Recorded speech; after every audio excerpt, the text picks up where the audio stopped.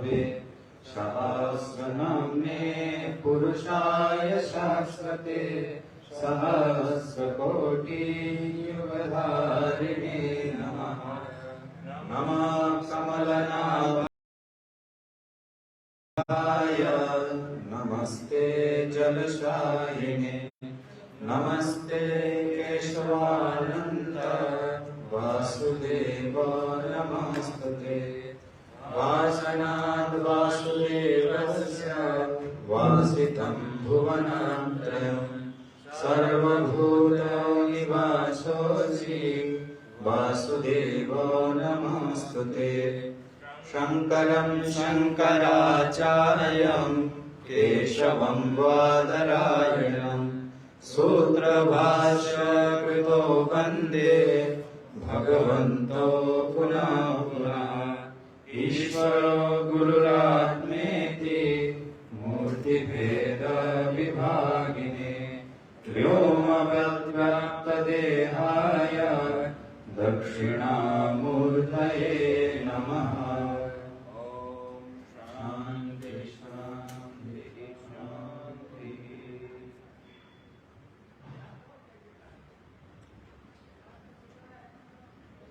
कर्पूरगौरं करुणावतारं संसारसारं भुजगेन्द्रहारं सदा वसन्तं हृदयारविन्दे भवं भवानी सहितं नमामि। त्वमेव माता च पिता त्वमेव त्वमेव बन्धुश्च सखा त्वमेव त्वमेव विद्या द्रविणं त्वमेव त्वमेव सर्वं मम देव देव सर्वं मम देव देव। पार्वती पते हर हर महादेव।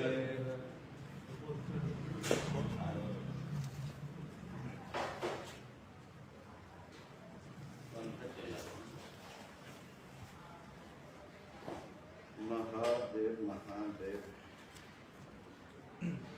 58 पूरा होकर के 59 का पहला दिन, ऐसा अगर आज का डेट माने तो 63 उधर 37 58 प्लस। देखते देखते बूढ़े हो गए। पहले हम जब यंग थे सोचते थे कि अभी तो बहुत उम्र है, इतना जल्दी ब्रह्म ज्ञान की साधना क्या करनी, धीरे धीरे करें। अभी उस तरफ चले गए। आप लोग भी ऐसे सोचते होंगे। अभी तो बहुत समय है, आप भी ऐसा सोचते ही थे, लेकिन कैसे समय भागता है।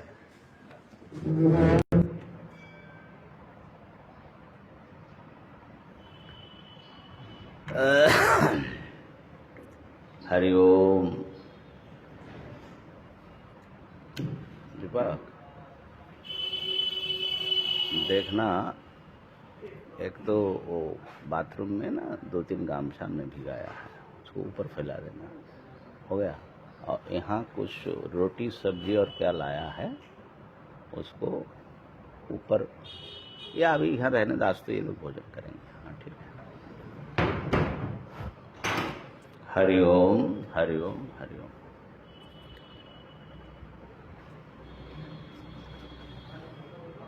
महादेव।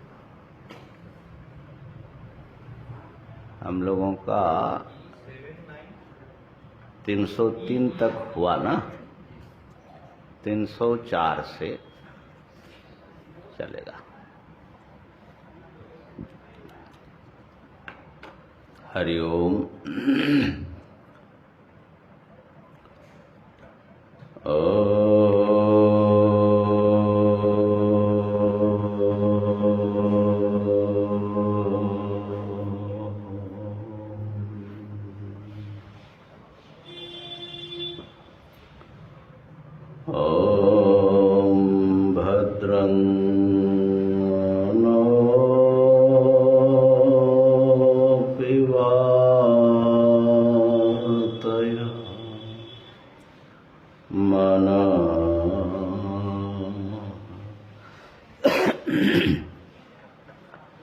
ॐ शान्तिः शान्तिः शान्तिः।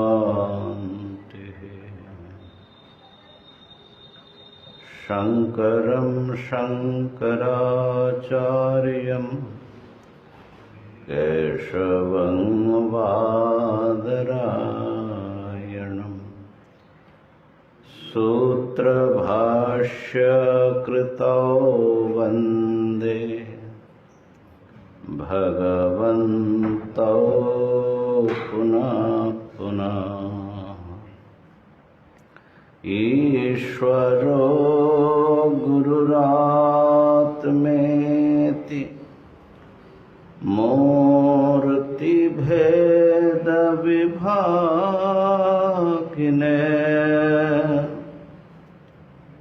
व्योमवद्व्याप्तदेहाय दक्षिणामूर्तये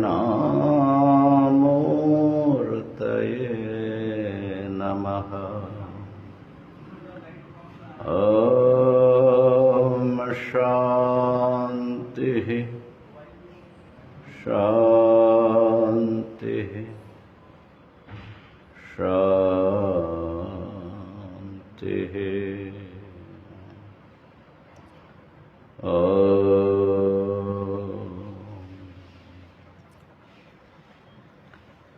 हरि ओम हरि ओम हरि ओम।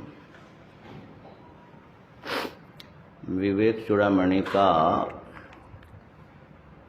आत्मानात्म विवेक के संदर्भ में अहंकार का आत्मा से पृथक करना, अहंकार को, ये प्रकरण यहाँ पर अभी समय चल रहा है। और आचार्य जी ने यहाँ पर एक बात बड़ी स्पष्टता से, प्रबलता से उन्होंने कहा कि हमारे सबसे बड़ा जो शत्रु है, प्रतिबंधक है, वो ये अहंकार है ना। तो अहंकार शब्द से खाली, लेकिन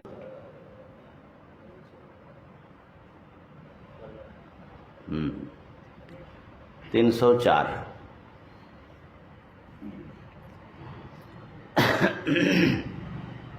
हाँ माइक। यावद्वा यत् किंचिद विष, यावद्वा यत्किञ्चिद् विषाद दोषस्फूर्तिरस्ति चेत्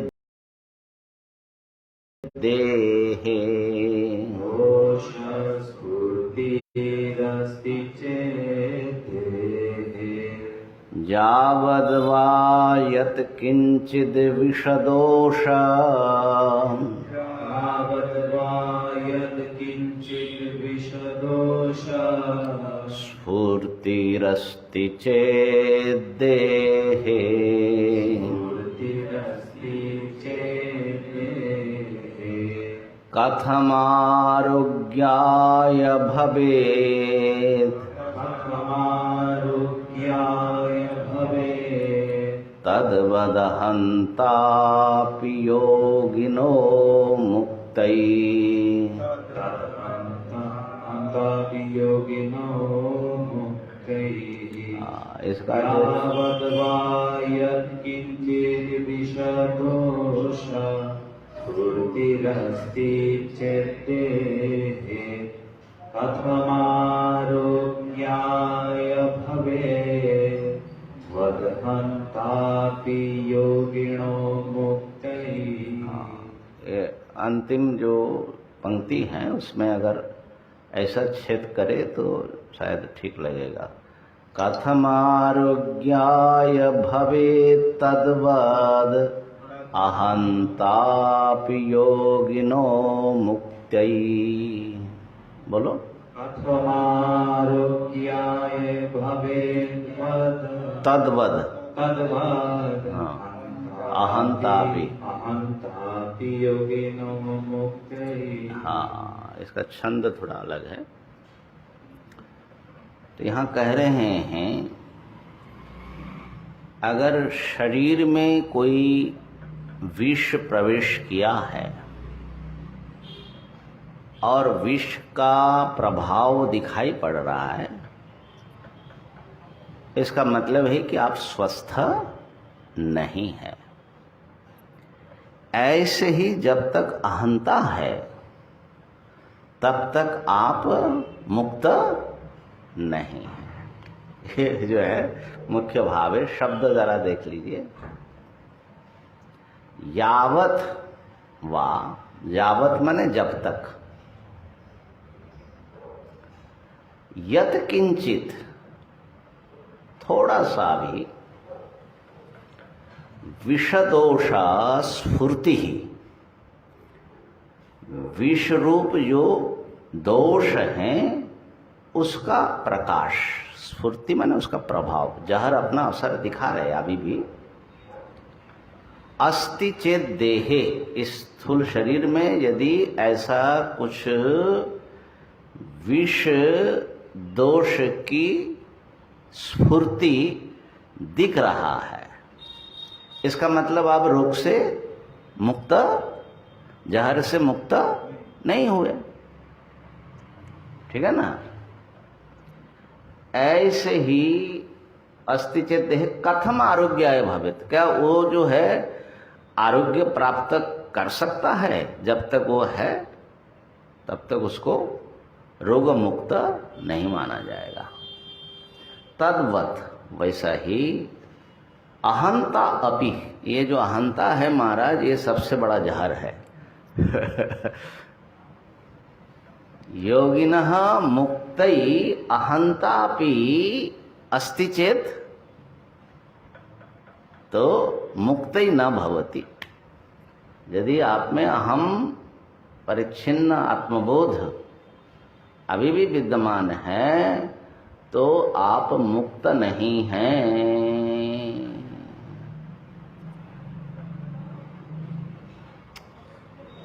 वैसे तो कई बार होता है कि जब हम लोग कोई बहुत अस्वस्थ हैं और थोड़ी सी रिलीफ मिल जाती है तो हम थोड़े बिंदास हो जाते हैं कि बस अब तो हम स्वस्थ हो गए। खतरनाक है ना? अभी बार बार जो है सरकार चेतावनी दे रहे हैं कि कोरोना गई नहीं, कभी भी वापस आ सकती हैं, मास्क पहनो, ये करो, लेकिन हम लोग सोच रहे हैं कि अब तो गया है।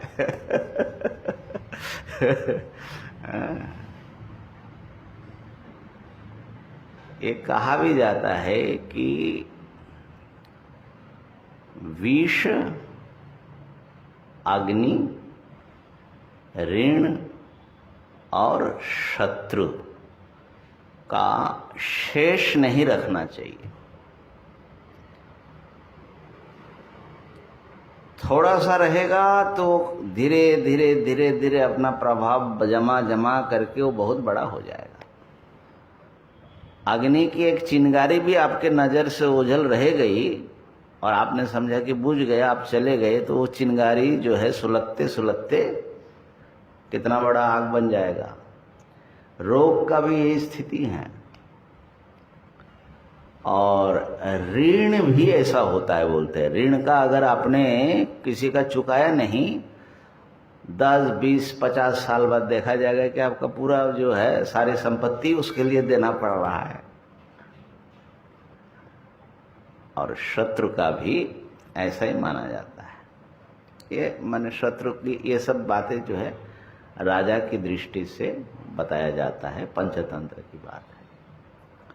तो कहने का अर्थ यह है कि विष दोष थोड़ा भी रहेगा तो ये घातक होगा। संपूर्ण आरोग्य आपको मिला नहीं। इसी प्रकार ये जो अहम है, अहम का कुछ भी शेष बचा रहेगा किसी न किसी रूप में, तो योगी के लिए वो मुक्त हो गए ऐसा नहीं कहा जाएगा। और ये अहंता के नाना रूप है। साधक के अहंकार परिष्कृत होता है। तामस अहंकार से राजस अहंकार श्रेष्ठ है, राजस से सात्विक अहंकार श्रेष्ठ है, सात्विक में भी शुद्ध होते होते विशुद्ध सत्वगुण वाला भी हो जाता है ना। इसकी चर्चा आगे करेंगे कि थोड़ा भी किसी भी रूप में रहे तो खतरनाक है। तो कहने का अर्थ यह है कि ये जो हमारा अहम बोध है, इस अहम बोध में ब्रह्म स्वरूप आत्मा और अंतःकरण दोनों मिश्रित मिलित होकर के भास रहा है। और इस ये अविवेक बोलते, एक अनंत ब्रह्म सत्ता है और परिच्छिन्न अहंकार है, लेकिन ये एक हो गया। अब इसका पृथकीकरण बिल्कुल पृथक करके शुद्ध अनंत सच्चिदानंद स्वरूप आत्मा को अपना स्वरूप के रूप में आविष्कार करना, यही मुक्ति के लिए एकमात्र उपाय है। इसी को ब्रह्म ज्ञान कहा जाता है। तो अहंकार के नाना रूप है, उसकी चर्चा अभी हम करेंगे। अगला श्लोक देख लीजिए।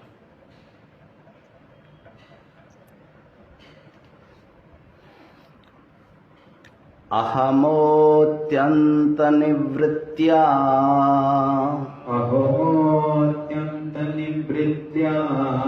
तत्कृत नाना विकल्प संहृत्या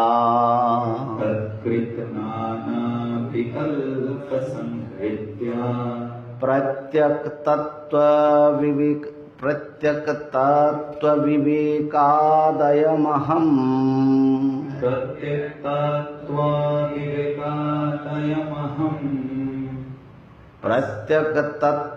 विवेकाद अयमहमस्मीति विन्दते तत्त्वम्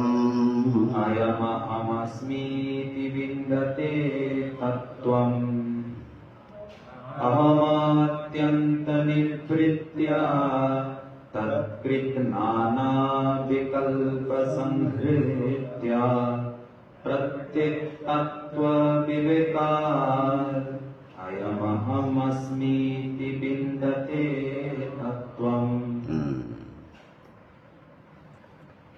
अहमः अत्यंत निवृत्त्या, अहम का अत्यंत निवृत्ति हो जाने पर, निवृत्ति के द्वारा तत्कृत नाना विकल्प संहृत्या, उस अहंकार के द्वारा किया गया जो नाना प्रकार के विकल्प हैं, कल्पनाएं हैं, उसका संहार हो जाने पर, वो समाप्त हो जाने से ये होगा कैसे? प्रत्यक तत्व विवेकात्, प्रत्यक जो आत्मा है उस आत्मा का जो यथार्थ स्वरूप है ब्रह्म, उसका विवेक हो जाने से, माने अहंकार से बिल्कुल भिन्न करके जब हम उसको जान लेते हैं, तब जाकर के अयम अहम अस्मि, ये ब्रह्म मैं हूँ, ये जो अपरोक्ष साक्षात अपरोक्ष ब्रह्म सत्ता है वो मैं हूँ, इति तत्वम विन्दते, ऐसा ब्रह्म तत्व को व्यक्ति अपने स्वरूप में प्राप्त कर लेता है। आपके वहां अनुवाद कैसा दिया? हाँ, इसका अनुवाद पढ़िए। नहीं, नीचे वाला। अहंकार की निशेष निवृत्ति से उससे उत्पन्न हुए नाना प्रकार के विकल्पों का नाश हो जाने पर आत्म तत्व का विवेक हो जाने से यह आत्मा ही मैं हूँ ऐसा तत्वबोध प्राप्त होता है। हाँ, तो उन्होंने वही देखना था मुझे कि अहंकार की निवृत्ति होने पर नाना विकल्प की संहृति हो जाती है उसकी, उसके बाद प्रत्यक तत्व का ज्ञान प्राप्त होता है, ऐसा उस अनुवाद के भाव से ऐसा लगता है। पर आगे पीछे जो श्लोक हैं उसका मनन करने से ये बताएंगे कि प्रत्यक तत्व का विवेक ज्ञान होने पर यह अहंकार समाप्त होता है। ठीक है, जैसे पूर्व जो 303 नंबर श्लोक था कल, अहंकार जो 3 मस्तक उसका है सांप के रूप में, उसको कैसे मारना है? विज्ञानाख्य महासिना द्युतिमता, ठीक है ना, विज्ञान रूप बहुत बड़े तलवार से महाअसी के द्वारा उसको मारना है। तो इसका मतलब है कि पहले विवेक विज्ञान प्राप्त करना पड़ेगा, तभी अहंकार सर्वथा निर्मूल होगा। लेकिन ये भी सही है, थोड़ा थोड़ा अहंकार जो है त्याग करते हैं तो थोड़ा थोड़ा विवेक विज्ञान स्पष्ट होता जाता है। लेकिन अंततः मैं ब्रह्म हूँ, इस प्रकार ब्रह्मात्मक विवेक विज्ञान होने पर अहंकार निर्मूल होता है। तो यहाँ पर इसलिए इसका ऐसा अन्वय करना चाहिए कि प्रत्यक तत्व विवेक ज्ञान होने पर जब अहम का अत्यंत निवृत्ति हो जाती है और उसके द्वारा बनाया हुआ सारे विकल्प मिट जाते हैं, तब व्यक्ति यह मैं हूँ इस प्रकार अपरोक्ष रूप से ब्रह्म तत्व को प्राप्त करते हैं। तो यहाँ पर अहंकार के नाना विकल्प रूप बताया गया, ठीक है ना। तो हम लोग कल जो हैं हमारे अहम बोध के भीतर कैसे घुसा जाए उसकी चर्चा किया था। और मैंने बताया था कि एक श्लोक व्यास भाष्य में मैंने पढ़ा था, जहां बताया कि ब्रह्म को गुहा में निहित बताया, वो कौन सी गुहा है ना। बड़ा सुंदर श्लोक है। तो मैं ढूंढ करके सुबह जो है आप लोगों के लिए रखा है। ये योग सूत्र व्यास भाष्य में अंतिम जो कैवल्य पाद हैं उसमें 22 नंबर श्लोक है, सूत्र है, योग सूत्र 4:22, चतुर्थ पाद का 22 नंबर सूत्र। यह है चितेर अप्रति संक्रमाया तदाकारापत्तौ स्वबुद्धि संवेदनम, है ना। ये जो प्रत्येक का अपने जो एक अहम है, बुद्धि, मैं सबका अलग अलग है ना। तो इसी को अंतःकरण या बुद्धि भी कहते हैं, ठीक है। तो हमारे अपनी जो अहंता है उसका सबको अनुभव हो रहा है कि नहीं हो रहा है? मैं हूं। तो ये अनुभव जो है कैसे हो रहा है, सूत्रकार बता रहे हैं। अनुभव तो आत्मा करेगा, दृश्य तो बुद्धि है, अहम चेतना ये दृश्य है। कैसे होगा? कहा कि चिते है अप्रतिसंक्रमाया। जो अनुभविता आत्मा है, चैतन्य स्वरूप या पुरुष शब्द से सांख्य योग में कहा जाता है, वो प्रतिसंक्रमित नहीं होती, उसमें हलचल विकार नहीं होता है। जैसे लाइट वहां से संक्रमित होकर के यहां तक पहुंच रहा है ना, ऐसा नहीं है पुरुष या आत्मा का कि कोई रोशनी निकल करके वहां तक पहुंच गए। हम लोग ऐसा सोचते हैं ना कि आत्मा जो है इंद्रिय द्वार से निकल करके वहां तक गया और उसको देखा। ये सब अंतःकरण की बात है ना। तो सांख्य दर्शन और वेदांत दर्शन दोनों मानते हैं कि आत्मा अपरिणामी है, किसी प्रकार क्रिया विकार चेंज उसमें नहीं होते। तो फिर ज्ञान जो होता है, तो ज्ञान तो पुरुष को होता है, तो फिर ज्ञान होना मतलब तो कुछ हुआ, तो विकारी मानना पड़ता है। इसलिए अद्वैत वेदांती को छोड़कर रामानुज आदि वेदांती और न्यायिक अन्य सब दार्शनिक आत्मा को कर्ता भोक्ता ज्ञाता माने विकार होता है उसमें किसी न किसी रूप में, ऐसा मानते हैं।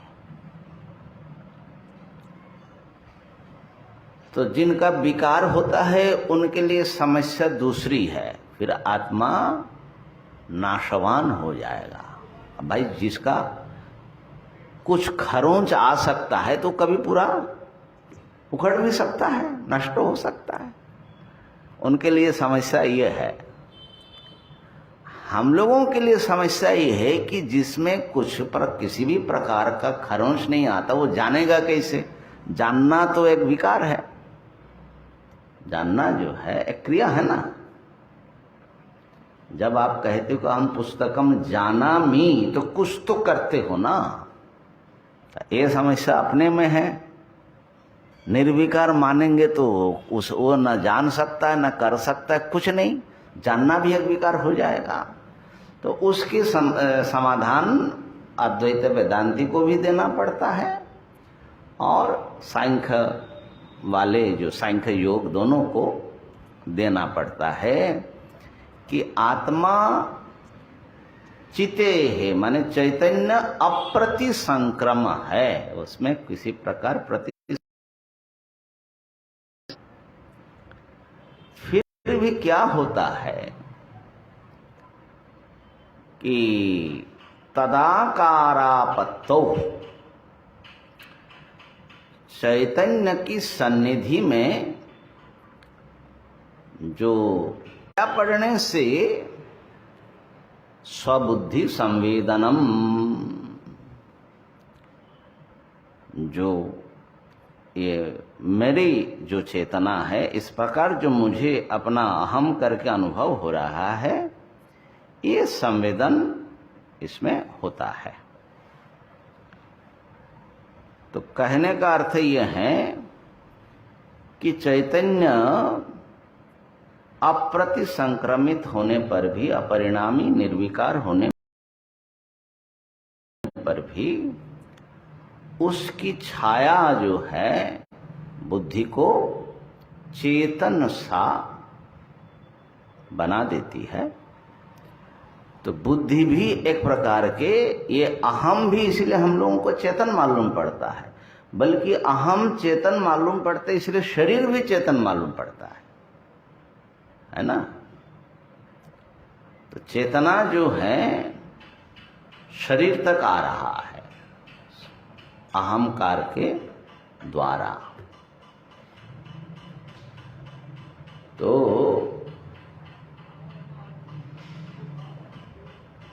ये जो है उदाहरण दिया, लोह पिंड को आपने आग में डाल दिया, अब अग्नि उसको भीतर बाहर से एकदम लाल बना दिया, तो ऐसा लगेगा कि आग का गोला है, ठीक है ना। ऐसे ही ये जो चित्त तत्व है वो भीतर बाहर पूरा व्याप्त होकर के विद्यमान है, और ऐसा लगता है कि वो जो बुद्धि रूप जो गोला है माने अहंकार, वो चेतन मालूम पड़ता है। अब इस पर बहुत सारा विचार है, लेकिन यहां पर जितना वो जो गुहा वाली बात कह रहे हैं उसके ऊपर भाष्यकार लिखते हैं कि जब हम लोग अहम बोध करते हैं या कोई भी बोध होता है, उसमें हमारी चेतना की वृत्ति या अंतःकरण वृत्ति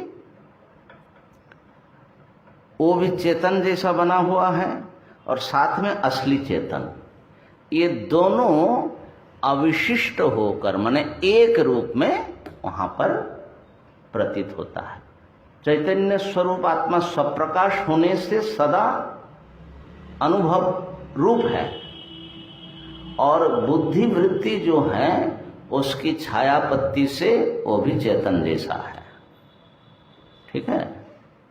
तो दोनों एक साथ में, तो इस समय अहंकार और चैतन्य दोनों माने कोई भी अनुभव हो, बिना चैतन्य का तो कोई भी अनुभव, आत्मा के बिना तो कोई अनुभव संभव ही नहीं है। सभी अनुभव में आपकी आत्मसत्ता विद्यमान है, और वो स्वप्रकाश होने से उसको जानने की जरूरत नहीं पड़ती, लेकिन उसके सहारे बाकी चीजें जानी जाती हैं, और उसमें बीच में मीडिएटर के रूप में ये अहम बोध जो है ये उपस्थित हो जाता है। दूसरे शब्द में व्यवहार के लिए अब ये अहम ही हमारी आत्मा के रूप में विराज रहे हैं, ठीक है ना।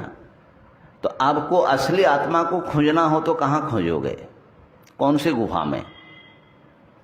तो कहा कि बुद्धिवृत्ते है अनुकारी मात्रतया बुद्धिवृत्ति अविशिष्टा, बुद्धिवृत्ति से अभिन्न होकर के ये जो है चैतन्य विद्यमान है, उसको ज्ञान वृत्ति कहा जाता है। अनुभूति हम लोग जो कहते किसी भी चीज का अनुभव जो हम कहते हैं, वो अनुभव जो है चैतन्य और बुद्धि का एक वृत्ति, एक क्रिया, अहंकार की एक क्रिया मिली हुई होती है, हाँ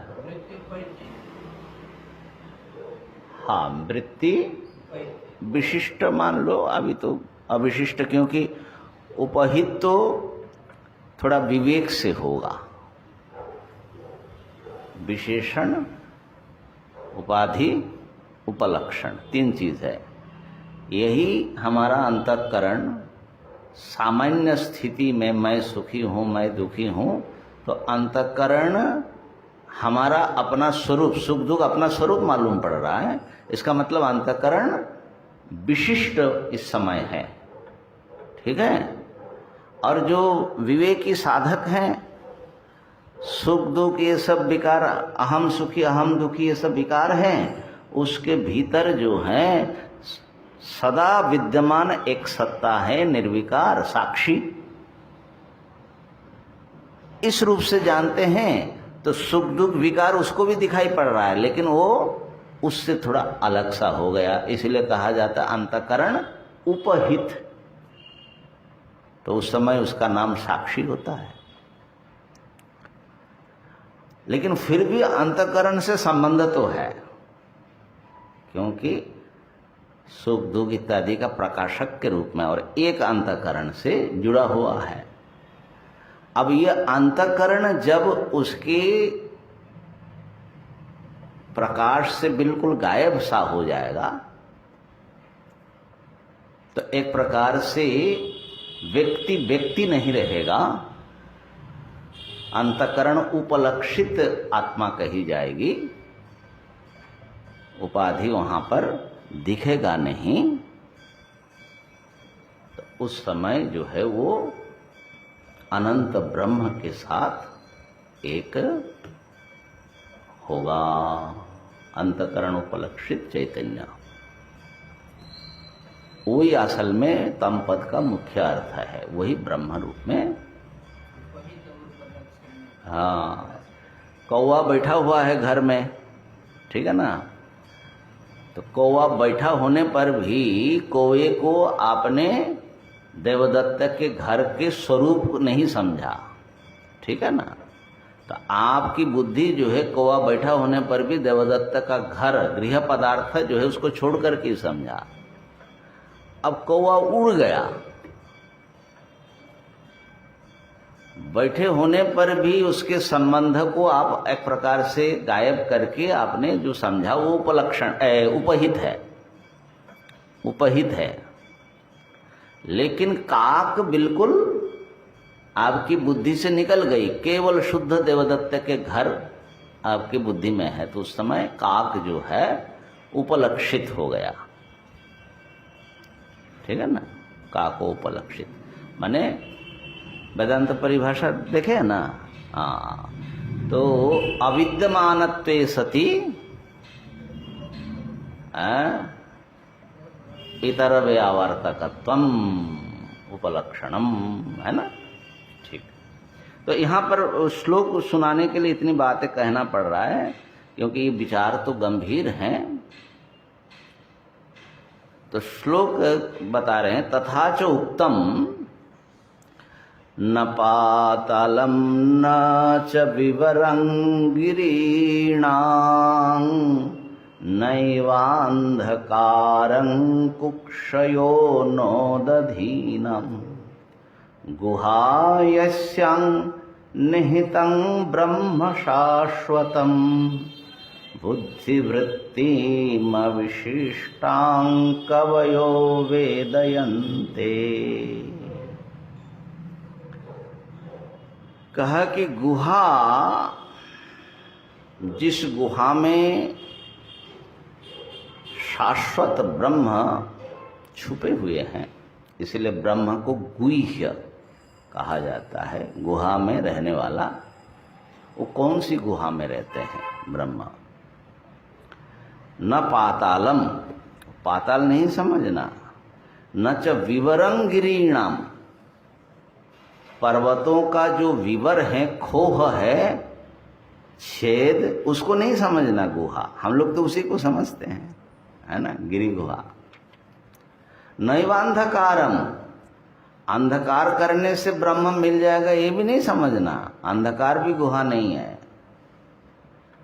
नोदधीनाम कुक्षयः, और समुद्रों की जो कुक्षी है, माने उसका जो पेट है उसके भीतर, वहां पर ब्रह्म विद्यमान है, ऐसा नहीं समझना। ये सब गुहा नहीं है। तो कौन गुहा है?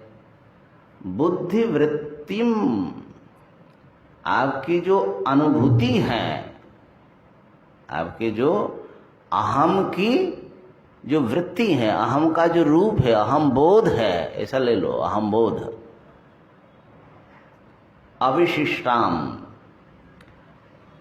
वो चैतन्य स्वरूप आत्मा से एकीभूत होकर के वो मालूम पड़ रहा है, अहम। ऐसा जो अहम है वो है गुहा, उसमें शाश्वत ब्रह्म निहित है। ऐसा ज्ञानी जन कवयः वेदयन्ते, ज्ञानी इस प्रकार से जानते हैं।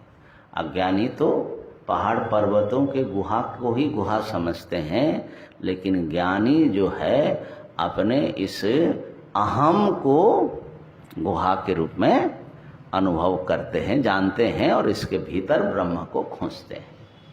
ठीक है। तो यहाँ पर हम लोग ये विचार कर रहे थे कि अहम बोध जो है ये अहम, इसमें जो अहंता है वो असल में अंतःकरण या अहंकार, और इसका जो प्रकाश है, अनुभूति है, वह है चैतन्य। और दोनों एक करके मिल करके अहम ही मेरा स्वरूप बना हुआ है।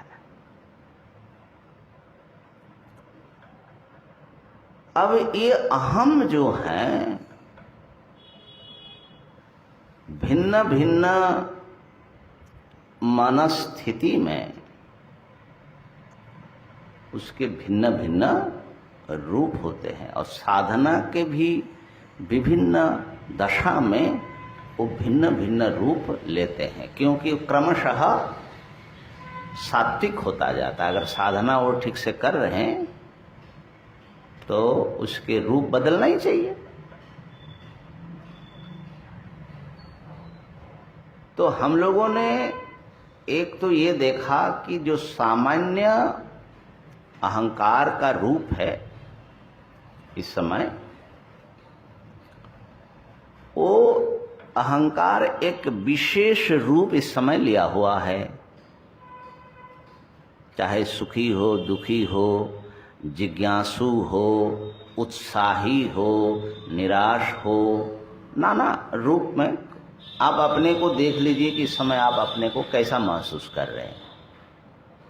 तो जो महसूस कर रहे हैं वही रूप इस समय उसने लिया है, ठीक है ना। उसी के रूप, अहंकार के रूप को ही हम लोग महसूस कर रहे हैं। तो ये जो रूप है इस समय, ये विशिष्ट देश, विशेष काल माने वर्तमान काल, विशेष परिस्थिति और विशेष मनस्थिति से बनाया हुआ है। बात पकड़ में आई?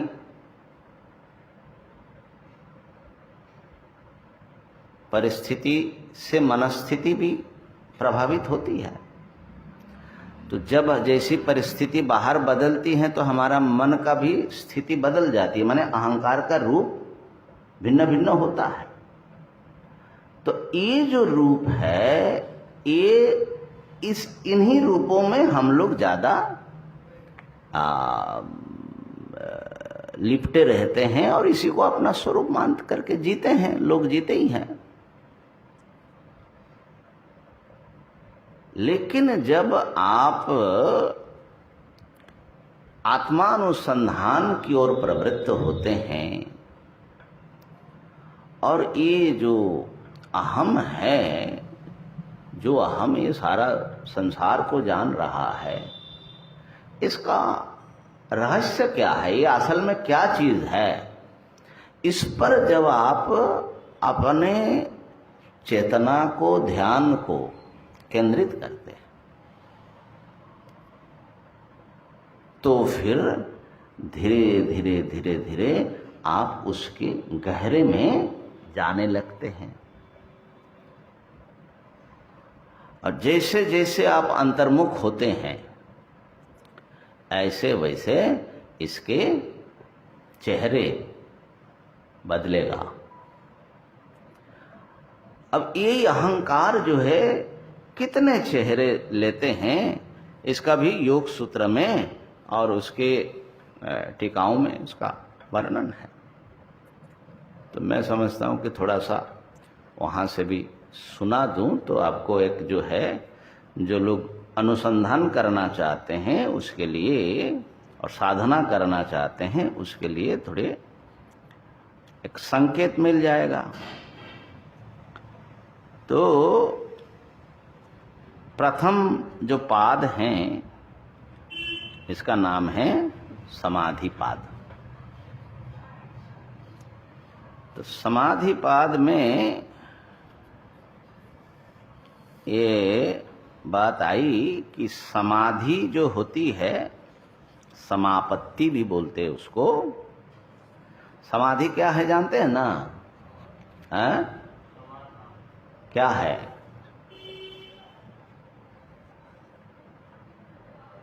समाधि क्या चीज है भाई? कौन बताएंगे? बताएंगे स्वामी जी?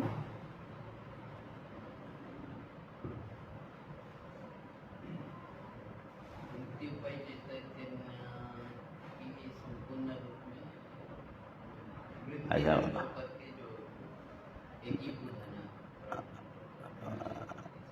नहीं भाई, कुछ योग सूत्र भी तो चाहिए, खाली वेदांत से ही सब बात बता दोगे? ये सब बेस है, योग सांख्य ये फाउंडेशन है, उसके ऊपर वेदांत खिलता है ना। तो समाधि का परिभाषा समाधि की दिया है सूत्रकार ने, सूत्र में आता है ना, वो द्वितीय सूत्र में आया, द्वितीय पाद में ना, धारणा ध्यान समाधि। धारणा क्या है? हाँ बोलो, याद आया? हाँ हाँ हाँ हाँ, माइक में बोलो। समाधि यत्र वर्तते तत् समाधि। अरे भाई ऐसा यहाँ पर समान रहेगी शुद्ध बुद्धि ये सामान है। देखो ऐसा है महाराज, वही जो कल बताया था ना कि तल्लीन का मतलब है तन में लीन हो जाना ऐसा अर्थ है। समाधि में जो धी पद है ना वो ह्रस्व इकार है, और धी जो आप बुद्धि अर्थ में ले रहे हो दीर्घ इकार होता है, तो सम अधिपद है, धी नहीं है यहाँ पर। हाँ जी, अभी आप योग का बता रहे हैं जी, थोड़ा व्याकरण का उसमें घुसे। व्याकरण का घुसा रहे नहीं नहीं, ऐसा मत घुसाइए, जो प्रामाणिक चीज है वही घुसाना चाहिए। तो ये जो है, हाँ, ये विभूति पाद के प्रारंभ में दिया, धारणा ध्यान समाधि। तदेव अर्थमात्र निर्भासम स्वरूप शून्यमिव समाधि। तीन है। हाँ वो तो खैर मैं भी भूल रहा था इसलिए मैं पुस्तक लेकर के बैठे कि याद करने में समय ज्यादा न चला जाए।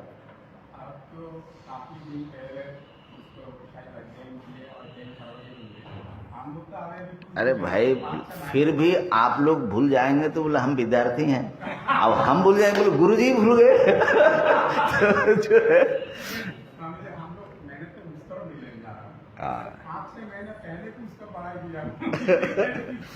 तो पढ़ाई तो की है लेकिन उसका प्रयोग नहीं किया ना, अभ्यास नहीं किया ना उस सूत्रों का।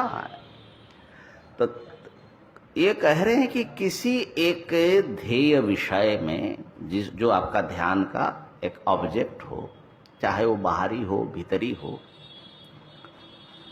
उसमें जब आप मन को स्थिर करते हैं तो धीरे धीरे एकाग्रता की वृद्धि हो करके आपकी चेतना, इस समय हमारी चेतना सब दिशाओं में भाग रहा है,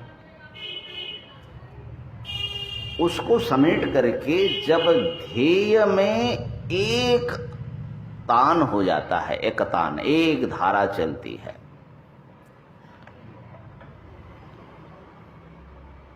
अर्थात उसके बीच में दूसरे किसी चीज का ध्यान नहीं आ रहा है, केवल एक वस्तु का ध्यान आ रहा है, उसको बोलते हैं ध्यान। समाधि नहीं, उसका नाम है ध्यान। तत्र प्रत्ययैकतानता ध्यानम। अब ध्यान पक करके जब ऐसा हो जाता है कि व्यक्ति मैं ध्यान कर रहा हूं ये बात भूल जाता है, अपने को जब भूल जाता है, केवल ध्येय इतना उसकी चेतना में इतना हावी हो जाती है कि केवल ध्येय वस्तु है, ध्याता अपने को भूल जाता है। तो तदेव माने वही ध्यान, अर्थ मात्र, अर्थ माने वो ध्येय मात्र जब निर्भास करता है, स्वरूप शून्य में वो ध्यान कर रहा हूं ये सब भूल गया, तब उसका नाम होता है समाधि। पकड़ में आई बात? हाँ, और उस समाधि में बहुत सारे, हाँ उसका शिखर तक पहुंचना है मान योग सूत्र में है। हमको तो उसी में जाना है, क्योंकि अहंकार के नाना रूप थोड़ा हमको समझना चाहिए, है ना। तो अब यहां पर अगर किसी बाहरी ऑब्जेक्ट को लेकर के आपने समाधि लगाया, तो समाधि जब थोड़े पक जाता है तो वो ध्येय का स्वरूप आवेश हो जाता है। माने व्यक्ति अपने को उस ध्येय पदार्थ के साथ आइडेंटिफाई कर लेता है। अर्थात अभी जैसा हम लोगों का कैसा है, हम लोग ध्यान में जाते हैं तो हमको पूरा ये होता है कि मैं ये हूं, मेरा फलाना नाम है, मैं ध्यान कर रहा हूं, ठीक है ना। एक तो ध्यान करते समय भी अपना ये परिचय हम सर्वथा छोड़ते नहीं है, और ध्यान के बाद फिर यहीं आते हैं। लेकिन समाधि में तो अपना स्वरूप भूल जाएंगे, लेकिन भूलना मात्र नहीं है, वही मैं हूं ऐसा मालूम पड़ेगा। माने ध्येय का आवेश, इसको बोलते हैं तत्स्थ तदंजनता। ये प्रथम पाद में 41 नंबर जो सूत्र हैं उसमें ये बात आई। क्षीणवृत्तिर अभिजातस्यैव मणिर ग्रहित्री ग्रहण ग्राह्येषु तत्स्थ तदंजनता समापत्ति ही, है ना। तो ये जो है उदाहरण दिया, जैसे कोई अत्यंत निर्मल मणि हो, उसके पास में कोई जपा कुसुम लाल फूल या कुछ रखा हो, तो मणि लाल ही मालूम पड़ेगा। उसका अपना स्वरूप जो स्वच्छ है, निर्मल है, इतना निर्मल है कि वो दिखेगा नहीं। उसका बगल वाला जो वस्तु है, दूसरे का जो रंग है, वही रंग में वो रंगा हुआ ऐसा लगेगा। तो इसका बढ़िया उदाहरण देते हैं पंचदशीकार, जो कि कोई साधक थे, अच्छे साधक थे, घर छोड़ करके आगे ध्यान, ब्रह्म का ध्यान के लिए गुरुजी ने बताया। लेकिन जब भी ध्यान के लिए बैठते हैं तो वो घर में जो भैंस छोड़ करके आया है उसके याद आ जाता है उसको। उससे बड़ा प्रेम था, दिन भर उसको नहलाना खिलाना, उससे बड़ा प्रेम था। अब जब ध्यान में बैठते हैं, अब वो भैंस आकर के खड़ी हो जाती है, उनका कल्पनाएं चलने लगती, पता नहीं अब इसको ठीक से जो है भोजन दे रहे हैं कि नहीं, उसको जो है पानी। कभी कभी ऐसा लगता है कि उसकी आंखें जो बड़ा करुण है, जब हमें घर छोड़ करके आ रहा था तो कितना करुणा से देख रही थी, बड़ा दुखी हो रहा था, है ना। तो हम लोग जब आ रहे थे तो हमको भी ऐसा ही लगता था कि गौरी कृष्णा हमारे बिना कैसे रहेंगे।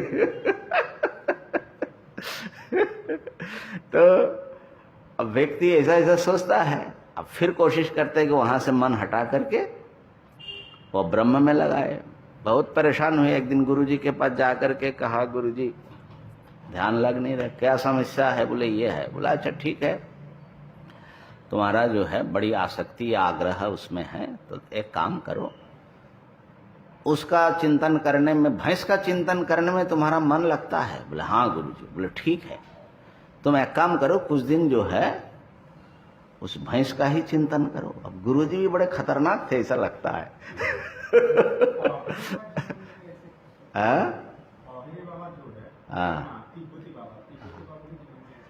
महापुरुषों के पास टेक्निक होती है ना। लेकिन इसका मतलब ये नहीं, इसका मतलब दूसरा अर्थ नहीं लगाना। मतलब किसी स्त्री में आसक्ति है तो उसी का ध्यान करके हमको ब्रह्म लाभ हो जाएगा। तो उसका सब वही बड़े गुरु के पास बैठ करके ही उनके निर्देशन में ये सब होता है, नहीं तो उल्टा ही हो जाएगा फिर। तो आसक्ति आ जाएगी और बहुत कुछ हो जाएगा, माने आप बैठे ही नहीं पाएंगे। हाँ, ध्यायतो विषयान पुंसः संगस्तेषु पजायते संगात संजायते काम, अब प्रणश्यति तक चले जाएंगे। तो इसलिए उसकी बात नहीं है, यहाँ पर कुछ और बात है। तो अब उन्होंने जो ध्यान किया, तो ध्यान करते करते जो एक दिन बहुत देर हो गया, वो बाहर निकल नहीं रहा है। गुरुजी बाहर आए अपना भजन छोड़ करके कि आज जो हमारा चेला सुबह से ध्यान में बैठा है, बाहर ही नहीं आ रहा है, क्या हो रहा है? तो पुकारा, रामानंद रामानंद। अब एक दो बार में तो आवाज नहीं दिया, जब कई बार पुकारा तो हाँ गुरुजी, आवाज मैंने कान में पड़ा। अरे बाहर आओ। बोले गुरुजी मैं बाहर नहीं आ सकता। बोले क्यों? बोले दरवाजे में हमारा सिंह अड़ रहा है। अच्छा देखो एक हुआ, माने अच्छा देखिए, वो समाधि से तो नीचे आया, माने समाधि में एक हुआ था। अभी जब गुरुजी का आवाज जब कान में पड़ा तो समाधि तो टूटी मानना पड़ेगा, लेकिन उसमें इतनी उसकी एकाग्रता हुई थी और उस ध्येय का आवेश उसमें हो गया था कि उसका थोड़ा सा टूटने के बाद भी उसको लग रहा है कि मैं ही भैंस हूं। तो इसको बोलते तदंजनता। उसमें स्थित होना अलग बात है, माने एकाग्र होना अलग बात है, और उसके आवेश हो जाना अलग बात है। ठीक है ना? तो अब इस प्रकार के जब ध्येयावेश होगा तो क्या होगा? उस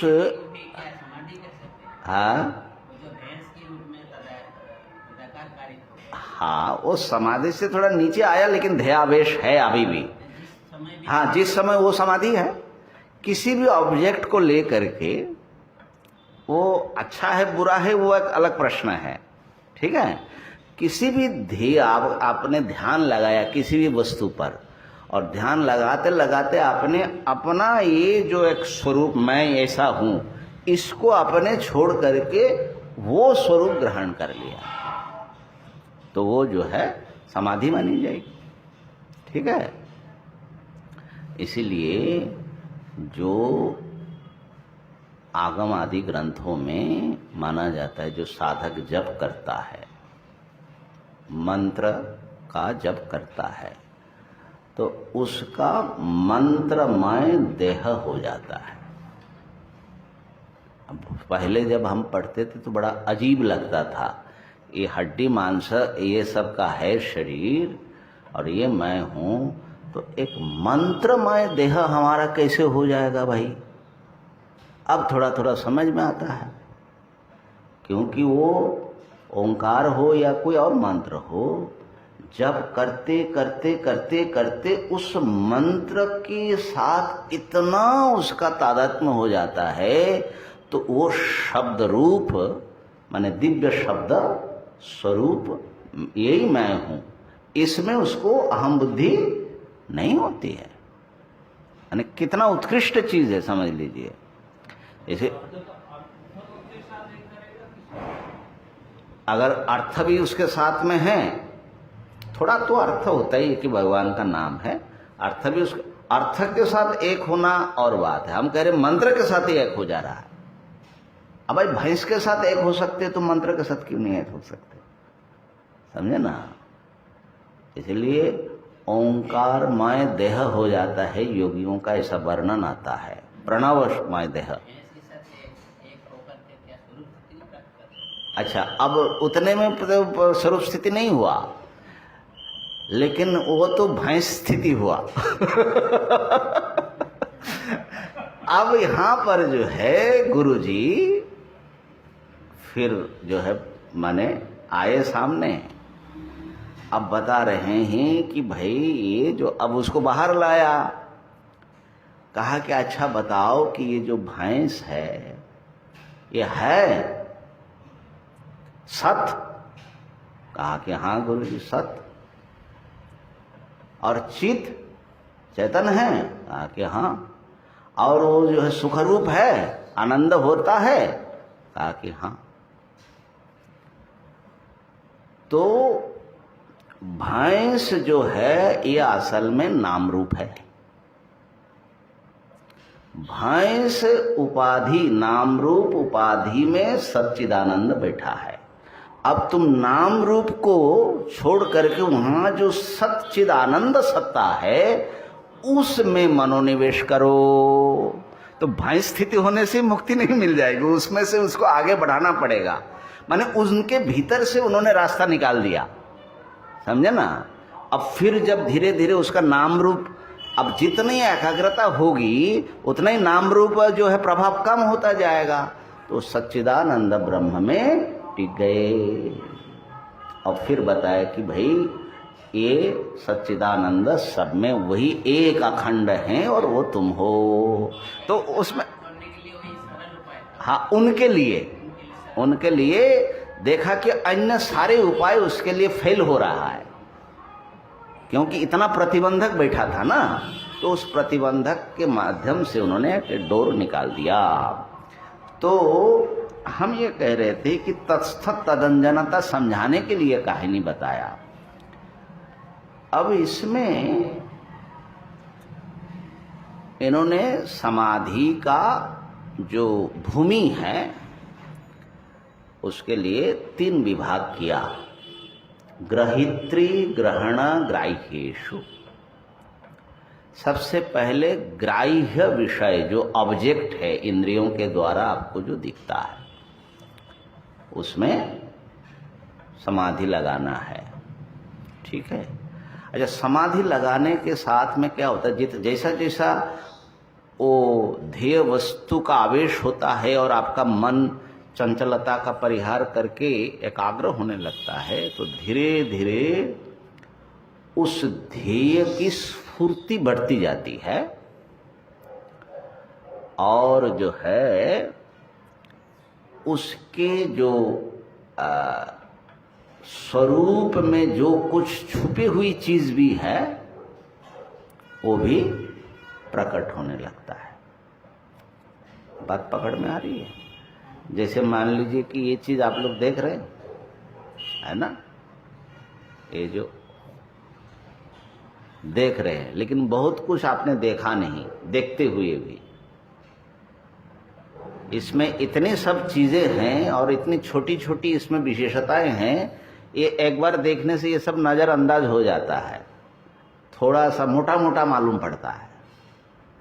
अब ये योगी जी बैठे हैं, इनके दाढ़ी जो है सफेद दिखा रहे हैं, यहां तो ध्यान नहीं गया होगा। गले में माला भी है, और माला भी दाना सब बराबर नहीं होगा। जितना माने आप चंचलता रहित होंगे उतना उसके भीतर जो पहले आपको देखते हुए भी नहीं दिखाई पड़ रहा था वो सब दिखने लग जाता है।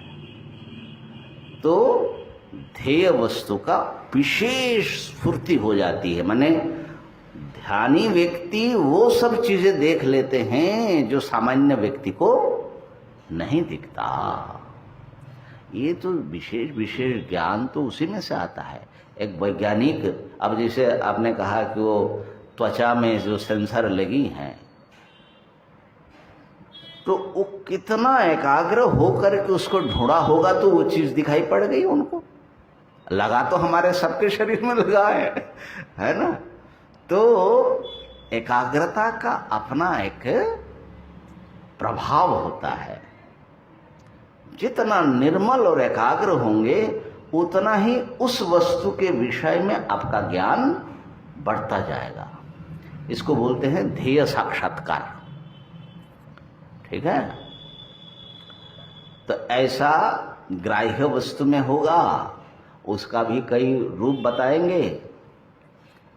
तो करते करते करते करते बाहरी ऑब्जेक्ट, फिर उस ऑब्जेक्ट को देखने के जो हमारे इंद्रिया और मन आदि कारण हैं, और फिर देखने वाला जो अहंता है, ये क्रमशः वो भीतर की ओर मुड़ता जाता है, ठीक है। तो इसमें जो ग्रहीता हैं ग्रहिता में ये अहंकार और आत्मा दोनों इस समय एकीभूत होकर के मिला हुआ है। तो अब क्या हो रहा है देखो, यहां पर थोड़ा सा हम पढ़ के सुनाएं। ये जो सूत्र है ना समाधिपात का 17, जो वितर्क विचारानंदा स्मिता रूपानुगमात संप्रज्ञात, संप्रज्ञात समाधि के भेद। समाधि का मुख्य 2 भेद है। संप्रज्ञात, जहां पर ध्येय वस्तु को बहुत अच्छी तरह आप अनुभव कर लेते हैं, उसको संप्रज्ञात बोलते हैं। सम्यक प्रज्ञायते अत्र, ठीक है। और फिर जब ध्येय को सर्वथा छोड़ देते हैं और मन एकदम निरुद्ध हो जाता है, उसका नाम है असंप्रज्ञात। ये सब समाधि के सब भेद है। समाधि माने मन की ही सब, हमारी चेतना के ही ये सब सूक्ष्म रूप बनता जाता है, ठीक है। अब ये कह रहे हैं कि भाई स्थूल विषयों में समाधि लगाओ, शब्द स्पर्श जो इंद्रिय से, और फिर सूक्ष्म विषय जो तन्मात्राएं हैं, और फिर जो हैं अंतःकरण रूप जो हमारी जो चेतना है उसको आलंबन करके भी समाधि होती है।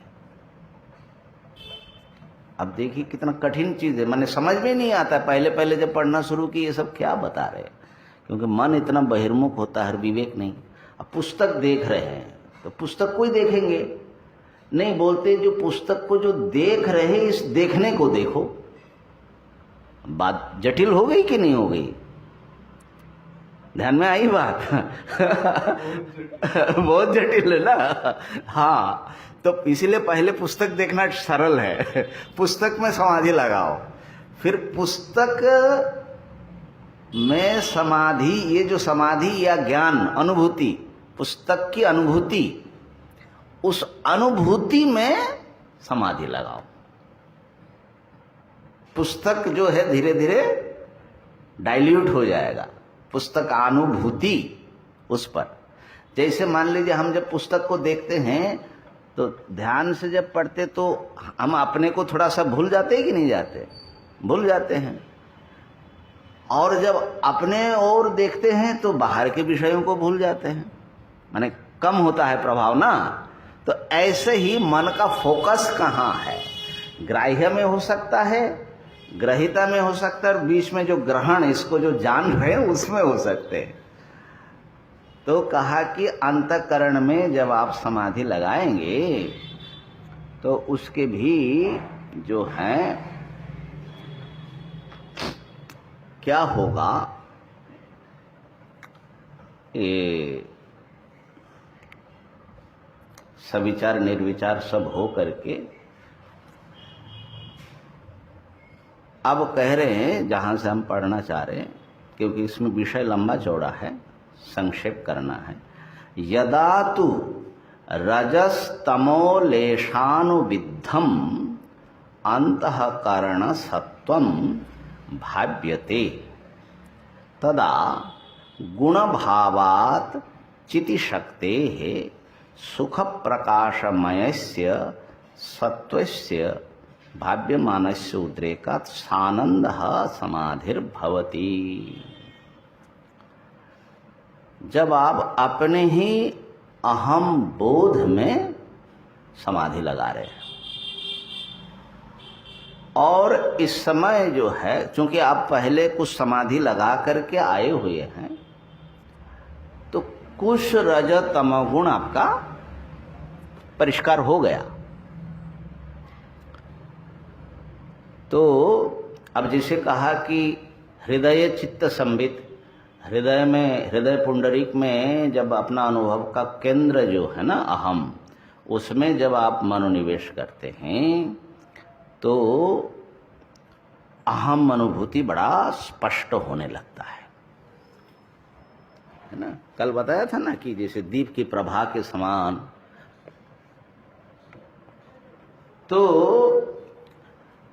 अब रजगुण तमगुण का प्रभाव है, कुछ कम हुआ लेकिन अनुविद्धम, उससे रजतम से युक्त अंतःकरण माने अहम।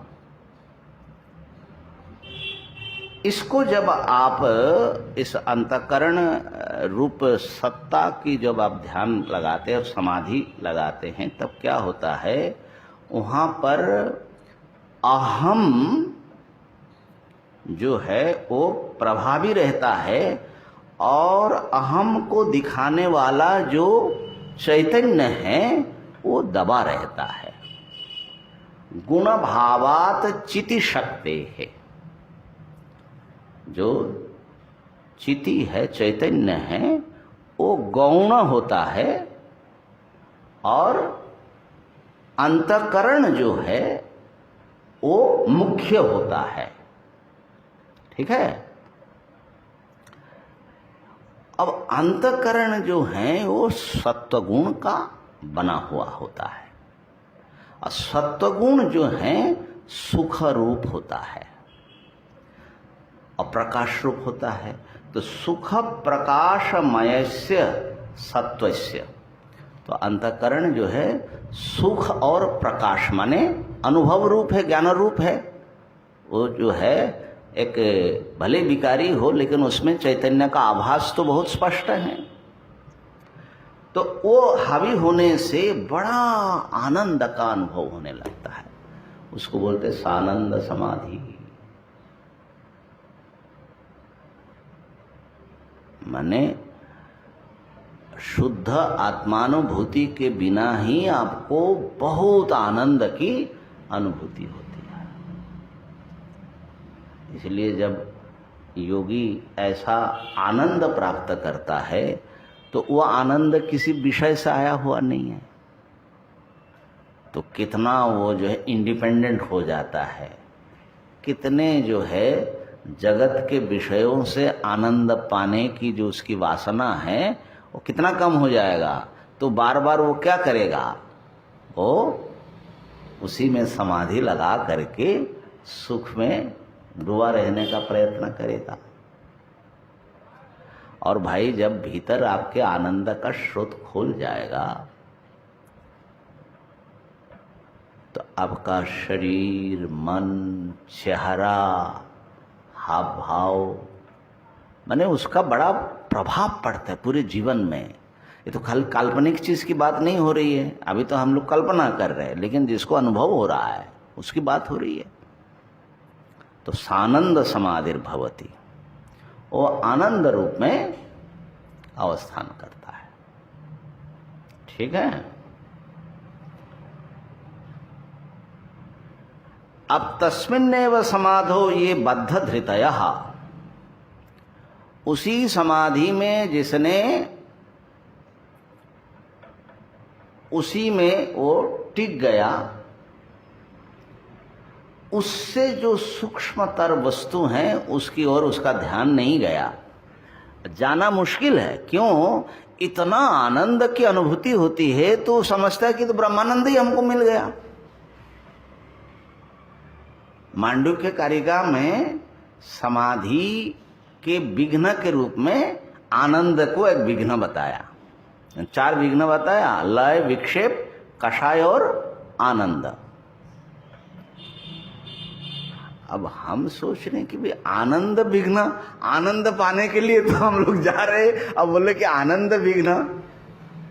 लेकिन विचार करने से समझ में आया कि वो आनंद तो भैया ये प्रकृति के राज्य की एक चीज है, वो तो सत्व गुण का आनंद, आप गुण का आनंद ले रहे हैं, असली आनंद अभी आया नहीं है। लेकिन फिर भी जिसको थोड़ा स्पर्श होता है उसका जीवन बदल जाता है, वो अंतर्मुख हो जाता है। बड़े योगी माने जाते हैं, ये छोटे मोटे योगी नहीं है ये सानंद समाधि लगाने वाले। अब उसी में जो बद्ध धृत, उसी में उसने अपना बुद्धि बना लिया कि यही परम तत्व है। तत्वांतरम प्रधान पुरुष रूपम न पश्यति, न तो वो मूल प्रकृति को जानता है और न ही वो जो है पुरुष स्वरूप आत्मा को जानता है। ते विगत देहाहंकारत्वाद विदेह शब्द वाच्या, उनको इस देह में अहम बुद्धि नहीं होती है, और देह में अहम बुद्धि न होने से उनको जीते जी विदेह ये कहे जाते हैं। विदेह माने स्थूल देहाभिमान से रहित हो जाता है वो, लेकिन फिर भी वो मुक्त नहीं है ना। अब माने हम लोग ब्रह्मा आत्मा की बात कर रहे, कहाँ की बात कर रहे और जो है समझ रहे हैं ना। तो ये जो चीज है विदेह शब्द वाच्या, आगे विदेह प्रकृति लयनम, जो विदेह समाधि प्राप्त व्यक्ति है उनको फिर बंधन में पड़ना पड़ता है, ये सब बताएंगे, क्योंकि अभी आपके अज्ञान संपूर्ण नष्ट नहीं हुआ ना। यं ग्रहण समापत्ति, ये ग्रहण समापत्ति हो गई, माने ग्रहण माने अंतकरण को लेकर। ततः परं रजस्तमो लेश अनभिभूतम शुद्धम सत्वम आलंबनीकृत्य या प्रवर्तते भावना तस्याम ग्राह्यस्य न भावात् चिति शक्तिरुद्रेकात् सत्ता मात्रावशेषत्वेन समाधि सास्मित इत्युच्यते। अब उसके बाद उस समाधि में आप जब पारंगत हो गए तो आपके रज और तम और कम हो गया, तो रजस तम से रहित अनभिभूत माने दबता नहीं है, ऐसा शुद्ध सत्व गुण रूप जो अहम बोध है उसको अवलंबन करके आपने समाधि लगाई। तो वहां पर जो है ये हो जाएगा कि अंतःकरण जो है माने वो जो शुद्ध सत्व है उपाधि, वो अंतःकरण अभिभव हो जाएगा, उसके भीतर से चैतन्य हावी होने लगेंगे। चिति शक्ति है उद्रेकात, जैसे कल भी हमने बताया था कि जल बहुत निर्मल हो जाएगा तो उसके भीतर अगर हीरा चमक रहा है तो आपको कोई प्रतिबंधक जल दिखेगा ही नहीं, वो हीरा ही दिखेगा, है ना। निर्मल में यही होता है।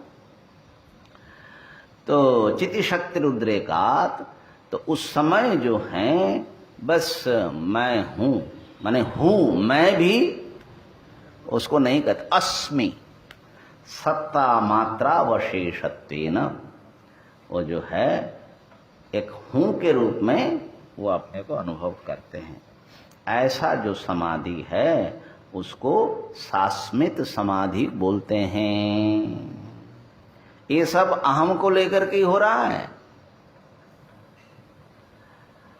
न च अहंकारास्मितयोर अभेद शंकनीय, ऐसा नहीं समझना कि वो जो पहले समाधि और इसमें एक ही जैसा मालूम पड़ रहा है सब, ऐसा नहीं समझना। अहंकार और अस्मिता एक चीज नहीं है।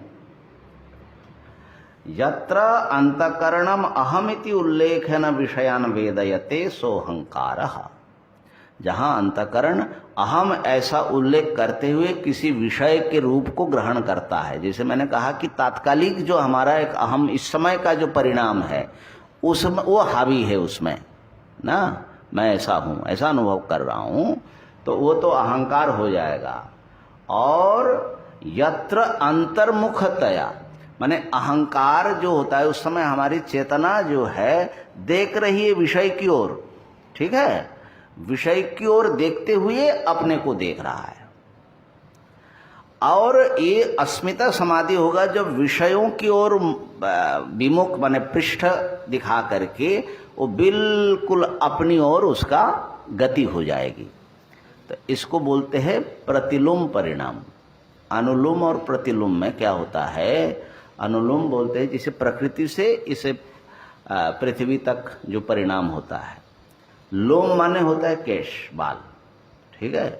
तो बाल जो बढ़ता है किधर बढ़ता है, नीचे की ओर, इसको बोलते हैं अनुलोम। हम लोग आत्मा जो देखने वाला है उसको कहाँ देखते हैं, हम लोग किधर देखते रहते हैं।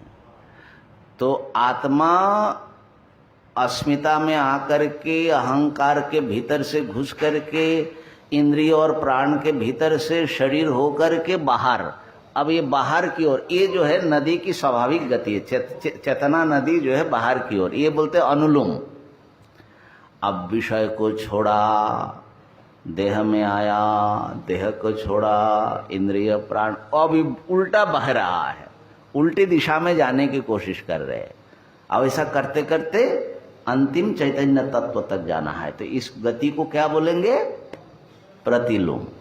ठीक है, तो जहां पर प्रतिलोम परिणाम हो करके अहंकार के विशेष रूप गल करके प्रकृति लीने चेतसी सत्ता मात्रम अवभाति, केवल एक अस्मिता शेष रह जाती है, वहां जो है वो शास्मित समाधि है।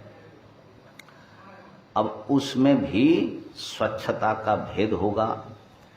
अस्मिन्नेव समाधो ये कृत परितोषा, इसी समाधि में जो संतुष्ट हो गया, परमात्मा नम पुरुषं न पश्यन्ति, परमात्मा रूप पुरुष को उसको नहीं देख पाता।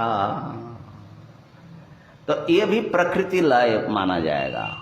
पहले वाला विदेह हो गया, विदेह के बाद ये शास्मित समाधि वाले, ये दोनों जो रूप है शास्मित समाधि के, प्रकृति लय। और फिर जो ये परं पुरुषं ज्ञात्वा,